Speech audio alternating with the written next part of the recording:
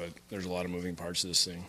And I explained that to him, and I also wanted to, it's a time thing with him as far as being healed and, closer to 100%. So one more week wasn't going to be a bad thing, and I explained that to him the night before. Did the trainers tell you that playing him yesterday may have a risk at all, putting a pushback or No, setback? but I mean, it's just he's going to be stronger this week than he was last. Adam, can you take us through the 3rd and 19 play to Gore? Was he where the pass was supposed to go? Well, no, but Ryan did a good job of pushing up in the pocket, and really his eyes had to come down because we were taking a shot. We were actually going for the touchdown. So he did a good job, and Frank was waiting for the defender that looked like he was going to blitz, and the guy didn't come right away, so Frank leaked out, and that guy ended up coming. So Ryan pushed up, and that's why Frank was wide open. And it was funny because Matt Burke was saying that Frank scored like a 60-yard touchdown against him because the exact same thing happened when he was in Detroit when they were playing San Francisco. So Frank has an act of knowing when the right time to go is and when the right time to stay in. Adam, in the bigger picture of that possession, you guys run out the clock. I don't think you have any penalties, or you might have had, I guess you had a negative play on 3rd and 19, but to set that up. But what does that tell you about your team when it's able to do that in that fashion? Well, we're making improvement. That was something that we've made a big point of emphasis is turnover margin and our pre-snap penalties more than anything. If you have penalties within the game, whether it's holding or pass interference or things like that, as we say, aggressive penalties, we can live with that and we'll correct those in individual as far as technique. But the pre-snap stuff we can fully control, and that's really been one of the things. If we could improve that, it prevents us from being in long yardage situations or giving away plays. We get a sack and we have an offsides. It's just something that's like football karma right there. Where you have a good play happen and it gets taken away. If you do it right every down, there's a good chance that good things will happen. As you watch the game again, you see on film the effort it's just before halftime to stop Herman from getting in the end zone with Rashad and Bobby. Can you talk about that play? I mean, it was a phenomenal play. I mean, it was great effort. I mean, that's really what it was. I mean, I liked what Matt called, and those guys executed that thing, but it took everything both those guys had to strain and finish that play, and we were on the right side of that one. And in 2 weeks, there's always these stats that come out. Teams that are 2-0 have this % chance of getting in, and teams that are 0-2 are in this much trouble and all that good stuff.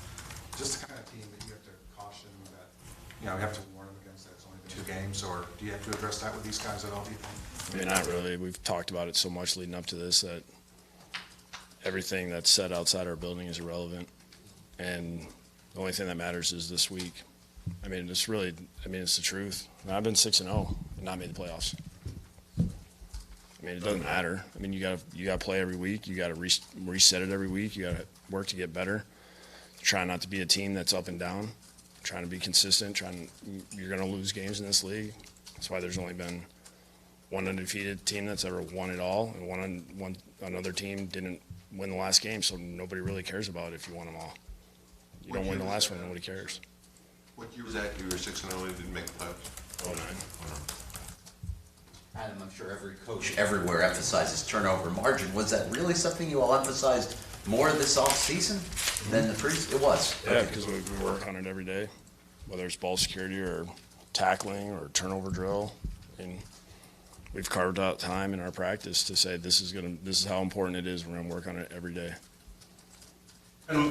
Did you guys miss Josh Sitton yesterday, and if so, in what ways? I think you're always going to, when you have a guy that's a really good player, it benefits us when he's out there, but I thought Ted did a good job. He executed what we were asking him to do. He plays physical. I love the way that, when he's uncovered, the way that he can help clean out the pocket. He brings good energy to the sideline. I mean, that group does a good job. Those guys play together. It's a fun group to be around. And with the continuity in offense, I think really showed when Albert Wilson was, calling his teammates to celebrate for the touchdown. What did you think of that? And overall, how's your offense? I wasn't paying attention to that at the time. I was excited that, basically I called a really bad play versus what they called, and our guys made it work. And I didn't hear about that till when we got back last night. And I love that because I love how our locker room is. I love how those guys are on the field, off the field, in the locker room, outside this. I mean, these guys are tight. It's fun. It's fun to be around, and it's enjoyable to watch those guys go through a game and the ups and downs of a game, and they don't waver. They just keep going out there, putting their head down, trying to help make plays, trying to do the right things, and I feel like there's accountability with each other. Have you ever coached another player of skill set like Albert's?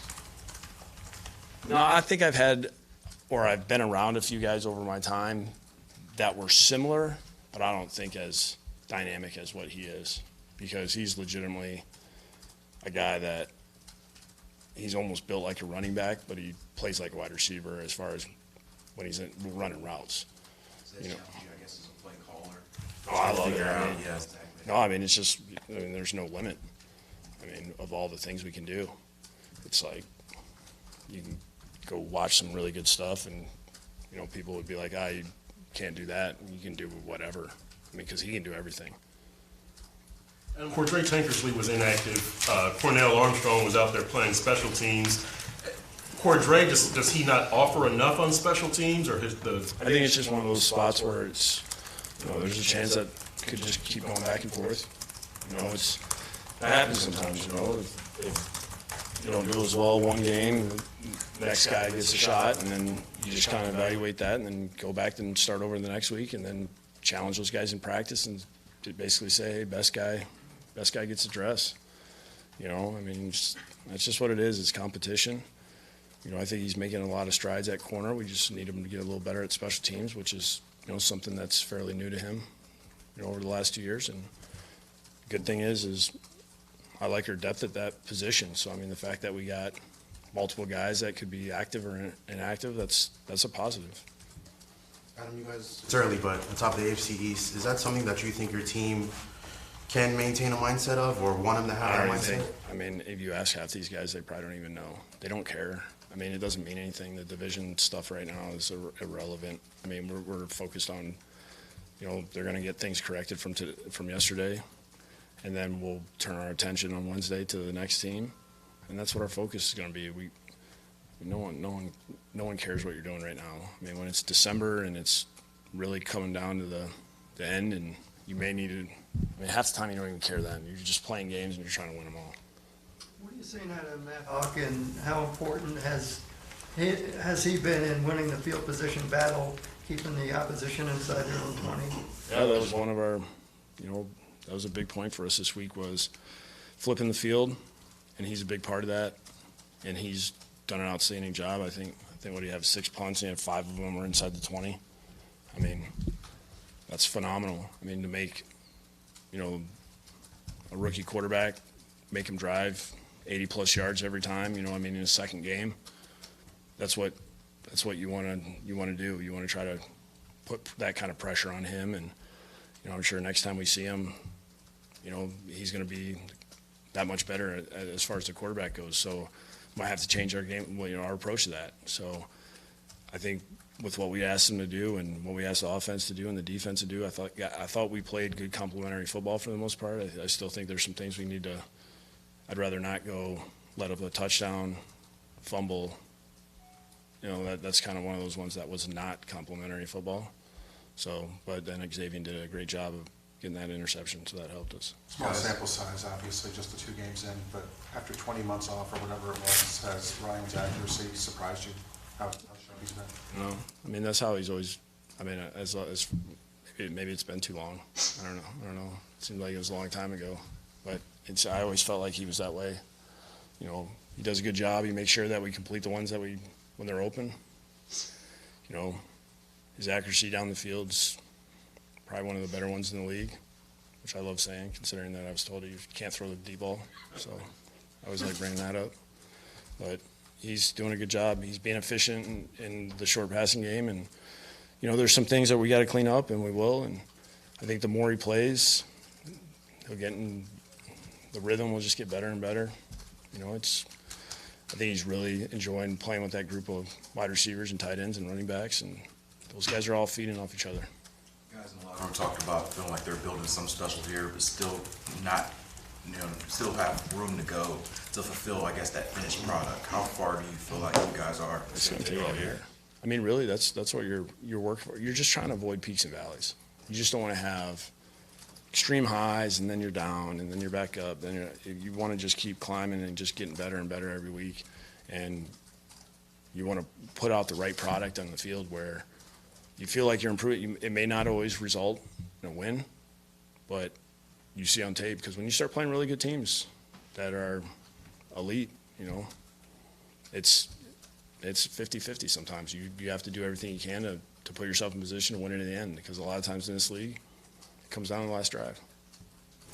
Adam, how did Gesicki do as a blocker yesterday, and were there some things in the passing game you just didn't get to that you wanted to? No, I mean, we had a couple opportunities in the passing game to get him the ball. It didn't work out. They did a good job. They cheated to him a little bit. When he gets singled up on a linebacker. The good thing is we weren't the only ones that actually watched him in college. So, I mean, defensive coordinators are aware of what he can do. So they're taking him away. The ball's got to go somewhere else, and that's good. I mean, I'm glad Ryan's doing the right thing and not trying to force it to him. I like the fact that he's not concerned about how many targets he's getting. He's playing. I know this. He's taking a lot of pride trying to become a better blocker, and he had a really good block on Drake's touchdown. I mean, that Drake made a great cut, and Mike did a great job of walling the D end off, and there was a nice little lane there, and Kenyon hit it, and we got in the end zone. And that was a big play for us because got us touchdown after a turnover. So I think Mike's improving. He's going to keep improving because the guy is very prideful. He loves doing this. He studies. He works hard. Good things will happen for him. You mentioned turnover margin and penalties as points of emphasis, and you're doing pretty well in them. Are there other points of emphasis, and how are you doing? I mean, third down offense, third down defense, et cetera. I bring up the ones that we're doing good in. Shrewd strategy. But missed tackles, yards after contact were one of the ones that we've made a big emphasis on. We need to improve on our tackling, which I think that's just always going to be a constant theme. Throughout the whole league. I mean, I know a lot of teams are talking about the same thing. I think anytime you see a team not play as well as they want on defense or special teams, it comes down to that, where you're giving guys extra opportunity after, you actually probably have them stopped. Your first and second down defense seemed excellent. I think their average third down was 3rd and 10. Might have had like 5 that were over 10. What were you doing on first and second downs? I mean, it looked like you were stopping the run, but we're pass rush and all that. That's really where it starts with. Is anytime you can try to make a team one-dimensional, it gives you a good chance to have success that day. And it's you kind of got to step away from the yardage sometimes. I mean, you look at both teams' yardage, and I mean, it really comes down to that. It comes down to turnovers. It comes down to what happens in the penalties. And then, the third down stuff is important. We were better on third down. If we got the first one, the 3 and outs are need to stop. But, our defense did a good job of making sure first and second down we're not successful, and then get them to third down with our group of pass rushers. If we get 3rd and 7+, that's ideal for us. You mentioned, I guess, the tackling a little earlier. Is that something that you feel like has anything to do with the rule change? Or you think that's just? I mean, you can figure that one out pretty quick. So. Coach, being around this game for how many years, you've seen some unconventional things. When you heard the story of a player, Vontae Davis, retiring at halftime, just your thoughts on how you're already shaking your head. How crazy is that? I don't even know. I'm not. That's for somebody else to worry about. That was a new one for me. All right, thanks, guys.